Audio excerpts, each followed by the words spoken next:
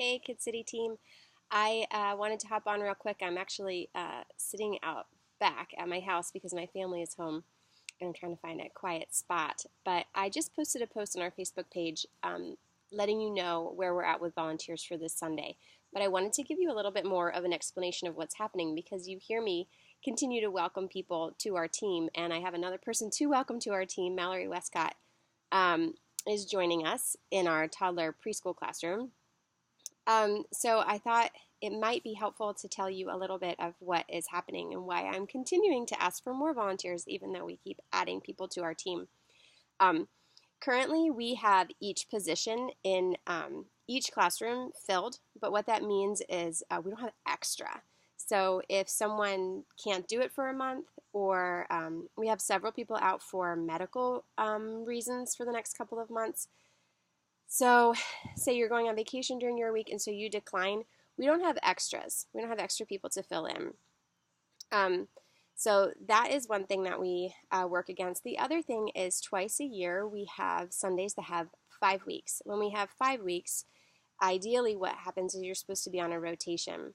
So, once a year, you have to take that fifth week, which means once a year you would do 2 times a month.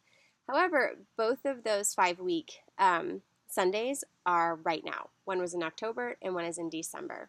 So not only do we have a lot of transition and a lot of new people coming in who I don't want them to be alone on their first Sunday, but we also have some medical issues. We have some volunteers who are stepping down, and we have 5 weeks.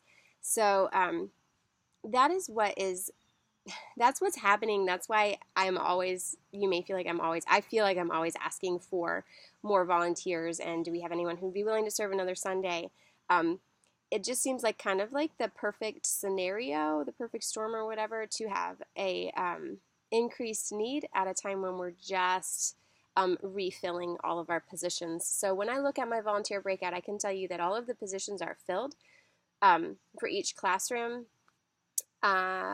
But if someone is needing to take a break, or if someone is, I don't know, ill or out for like 2 months, then we need to actually recruit a whole new another volunteer, have them get their clearances and go through training in order to cover that position unless someone else steps in. So I am continuing to recruit as best as I know how. We have, like I said, Mallory's joining us.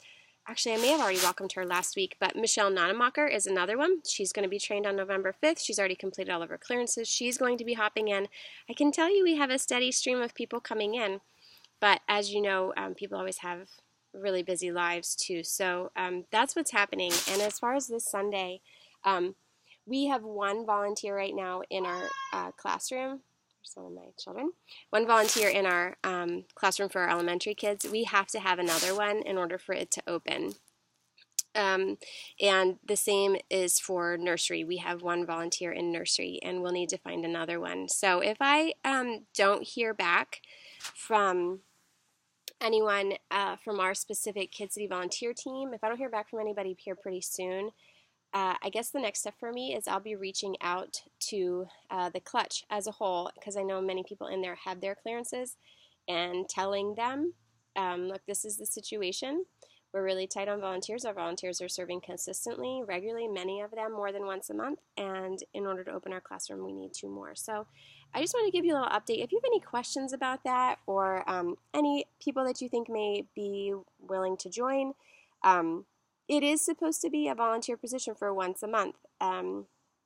Hopefully those explanations of the 5 Sunday months and illnesses and surgery and all that stuff helps you understand the complexity of that. I have some ideas about ways we can create some backup people to fill in for situations like that. But I also wanted to tell you, coming up here in the future, I don't know if we'll get to it before the new year, I'd like to sit down with each of our classrooms and just have some time where you can tell me how things are going for you, where I can share with you some ideas of things that might be fun for us to do in your particular environment. But part of the scheduling thing too is just letting you all be aware of what's happening. So I just want to hop on real quick and let you know what's up. If you have any questions, let me know, and hopefully, depending on people's availability, we'll be able to open up our classrooms this Sunday. Worst case scenario, we'll just have to skip a Sunday and only have our toddler in preschool or classroom because we are not able to cover those rooms. So, again, any questions, feedback, thoughts, input, ideas, feel free to contact me. Let me know. I'm totally open to any input, any ideas, and any help you might have to offer. So, thank you so much for what you're doing. Thank you so much for serving and caring for our kids. I think it's super, super important work. Super important. I can't tell you how many adults end up finding that their faith is hanging on to their roots that were established in childhood when times get hard. The things that you're teaching these kids right now are literally going to impact them for the rest of their lives. So thank you for the Sundays that you serve and for the times that you spend in prayer for your kids and for the investment that you make in them personally.